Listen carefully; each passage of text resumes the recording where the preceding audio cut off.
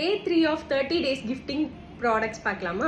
So இன்றைக்கி வந்து டே 3ல என்ன பார்க்க போகிறோம்னா ஃபோட்டோ ஸ்ட்ரிப்ஸ் தான் பார்க்க போகிறோம். ஸோ இந்த மாதிரி தான் இருக்கும் அந்த ஃபோட்டோ ஸ்ட்ரிப்ஸ்.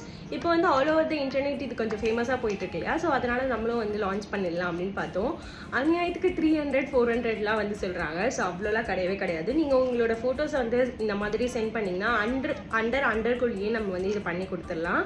அண்ட் மெயினான மேட்ரு பார்த்தீங்கன்னா இது வந்து நான் டேரபிள் அண்ட் வாட்டர் ப்ரூஃபும் கூட. நான் இப்போ காட்டுறேன்.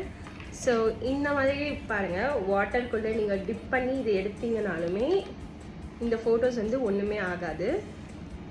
ஜஸ்ட்டு நீங்கள் இப்படி தொடச்சிங்கனாலே போயிடும்.